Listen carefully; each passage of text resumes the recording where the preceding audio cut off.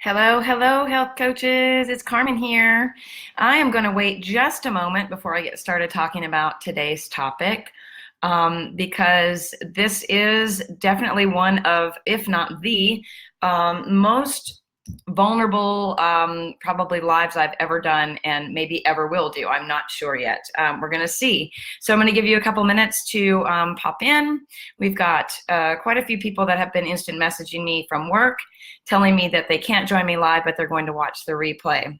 So I want to just start out by saying happy Monday to everybody, and welcome to my new area, this new house that I've lived in and moved in and have started a new life in, and that's part of what I'm going to be talking about today.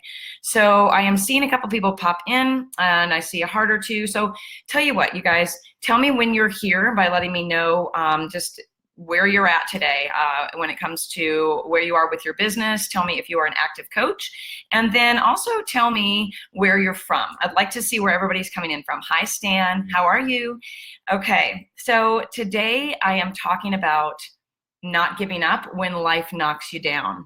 So I'm going to start out by telling a little bit about my story, and this is the vulnerability part. And of course, for those of you who don't know me real well, I am the person who always says that in order to attract people that we want to work with or we want in our space, we have to be willing to share our story.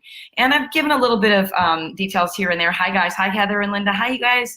I've given a little bit of details here and there over time, but I am going to start at the very beginning and just start for a moment by telling you that I am newly divorced, and my story starts really a long time ago, but in February of 2017, I was going to sit on the couch and have dinner and watch Homeland with my ex-husband, my then husband.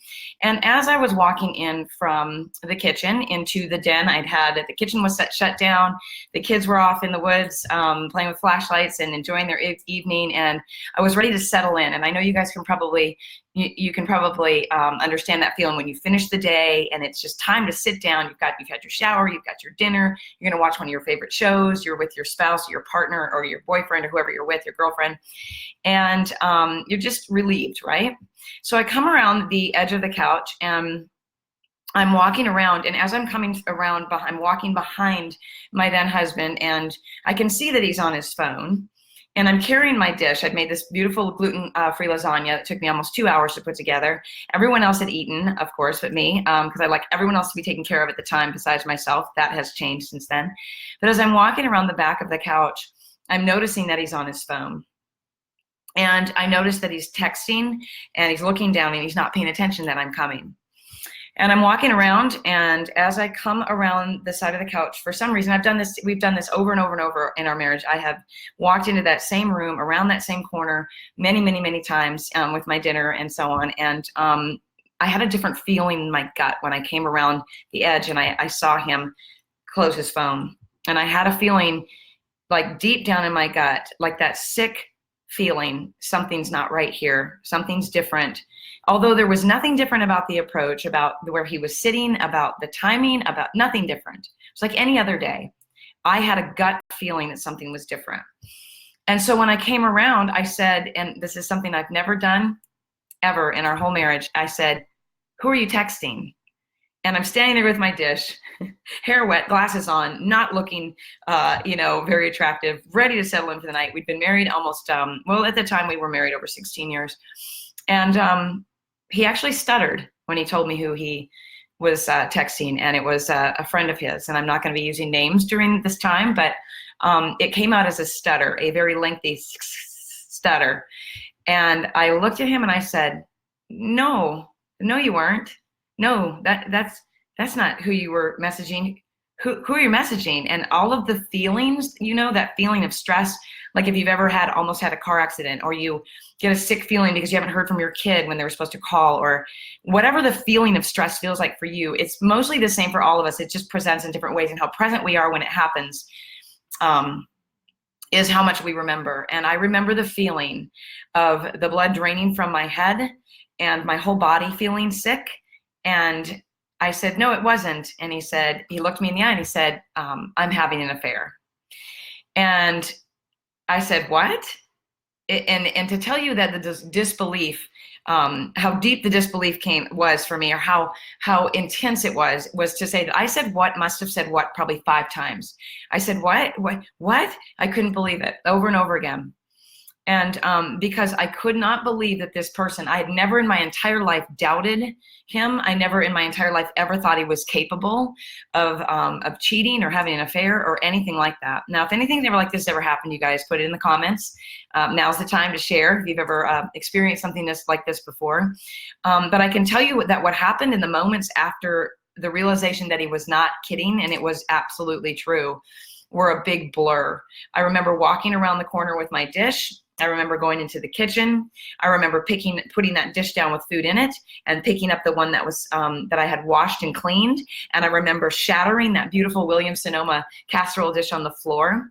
And I remember the feeling that went through me that my life has just changed forever. And in those moments of shock and disbelief that you go in and out of when you're hit with something this insane, were moments of complete clarity and honestly control, where I was like, my kid came running up and I said, you need to get your things. You were going to be spending your night with your friend. I had his friend call his dad. Like, I went through a series of steps to take control and be in charge of the situation because I had to be. But inside, all of the emotions and the feelings, the adrenaline, the cortisol, all of those feelings of stress were rushing through me. One thing at a time. I just felt things. I was seeing tunnel vision. I was dialing my phone over and over, calling people for support. I just don't, there's a lot of things I don't remember. But what I am telling you this story about, why I'm sharing this story and being so vulnerable with this story is, number one, first of all, it is absolutely 100% imperative that we are authentic and transparent with the things that we've gone through in our lives to share with others, so that they know that we can meet them where they are, that they know that we are human beings that have been through something, that we have experienced significant changes and stressful things in our lives. Number two, because what happened after that, because I want you to keep in mind that while I was married, over 16 years at the time, when I found this out, he was the sole caregiver, the main provider. All of our bills were being paid from him. All the money that I was making health coaching and building my school and mentoring were things that were just going right back into the business to build the business. So when he walked out the door that night with nothing but a pair of jeans, a telephone, and his keys, all of my friends came in to support me, rushing in to lift me up and help me through the night. But the next day when everybody left, and throughout the night, I can promise you this, more and more and more things were unloaded on me to make things even worse. And even the next day, a best friend of mine let me know that she had been approached by him as well. So it just got worse and worse and worse as the night and morning went on. I think I slept about an hour. And when I got up, I realized I still have a business to build. I still have a child to take care of. I have a home that I need to take care of. I have no idea who this person was. I had no idea what I was going to do to support myself. The realization that life was still happening around me was very, very strong and very there. So here are the things that I want you to know that can happen when you are not prepared for something like this, which I was not. I did not have I had no idea what was going on with our finances. I did not have a shared or joint checking account with this man. In almost 16 years of marriage, everything was kept separately, except one credit card, which is what we put everything on, and we had no debts. We paid that off every month, but I knew nothing. I knew absolutely nothing about what bills we paid. I had no idea about account numbers or how to access certain passwords. And this is not like me. I was a woman that was on my own, very independent before I got married, took care of myself, paid my bills. And when I got married, I lost myself, 100% lost myself. So that when this kind of tragedy, and trust me when I say it's a tragedy, because when you lose your marriage, your spouse, your family falls apart, you have no solid ground to stand on because you don't know what your next step is going to be. The last thing that you're going to think about is, oh, I've got to go live tomorrow, or, oh, I've got to work with this client the next day. So a lot of things, I had a lot of things going through my mind, but the number one thing I thought of was, what am I going to do financially? How am I going to take care of myself? What if he doesn't give me any money? What if there is no money and there's more secrets that I don't know about? How am I going to lift my child up to get through this? How are we going to survive this situation? All of that with no communication from him, no answers, no reasons, nothing. So as I go along and share this part of my journey with you all and show you how I went from such a traumatic and horrible, horrible experience. And not even to tell you the betrayal, the feeling of betrayal and the trauma that goes along with it, where you start to doubt yourself, who you are, your self-worth, whether you're worthy of anything. At the same time, in the back of my mind was, I have a business, and this business needs me, and I have no idea how I'm going to do this. So while all of that was going on, I was knowing that I was automatically putting myself in survival mode. Okay, I need to open up a credit card.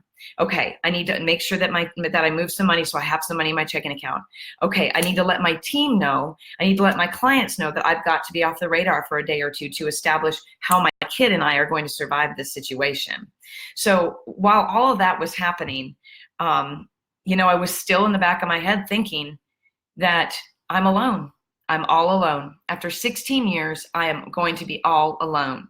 So I'm sharing this with you because I want you to know that no matter where you are in your business in this very moment, whether or not you think you can make a go of this, whether or not you are frustrated or you're overwhelmed, whether you're struggling with something similar to this in your personal life, or you've been through something like this, or you've experienced something like a death in the family or some other traumatic experience, the underlying foundation of all of this, you guys, is that we still have to take care of ourselves, and we still have to build a business. Because if you don't continue to move forward, you don't seek the support that you need, and you don't continue to work on that business, what happens is you ultimately then you'll have to depend on other people in your life. You may have to go out and get another job doing something else, right? You may have to lean on your parents for financial support. Your children may start to feel that feeling of insecurity if you're putting that out, that you don't know where your next paycheck's going to come from or how you're going to take care of yourself. Your health will take a hit, which mine did. I ended up losing way too much weight, and then came from, that went to digestive health issues. I ended up getting H. pylori. I ended up getting just very, very adrenally exhausted. I wasn't absorbing nutrients properly. And all of this happened in February of 2017. And let me just tell you this, that 9 months later, when the H. pylori showed up, 9 months later, not during the actual stressful event, but 9 months later, the health repercussions came in. So what is my purpose of this live today? My purpose of this live is to tell you that life is going to happen to us. Traumatic and tragic situations and things are going to hit us and knock us down that we never imagined possible.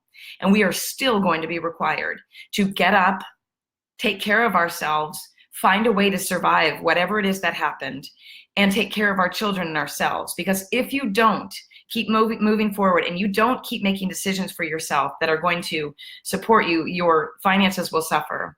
Your health will suffer. Your children and your family, they will suffer. Everyone is going to be suffering at the expense of something like this if you don't just keep in mind that you've got to take care of yourselves first. So my advice to you on just basically being prepared for something like this is to always put yourself at the front of your life.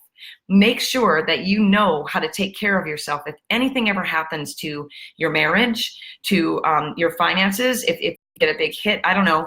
I mean, if you get sick, anything, you've got to have a backup plan. And again, as always, I'm sharing, my experience of not having a plan. I did not have any independence. Everything I did, I depended on him financially to take care of everything. I didn't know where we were with anything. I had to launch right into survival mode by opening accounts and making sure that all my passwords were changed on things. I had to make sure that my kid was solid and good, that I kept cooking meals for him. I had to try and figure out how was I going to disclose information to him in a way that didn't harm him, but also was honoring the honest relationship I had with him. So many things took place after this situation happened. And for the next 45 days where I never found out, never got information, never knew what happened or why this happened, I was in complete survival mode. So, in the interest of telling you, don't do what I did. Don't make the mistakes I did. Put yourself on the map first. Make sure that you have security financially. Make sure that you are prepared for anything that can happen to you, whether it's having a strong support system of friends or money in a different account, whatever it looks like. Take care of yourself first, because this business that you're in right now, this business that you're building right now can sustain you. It absolutely can sustain you. So build that firm foundation.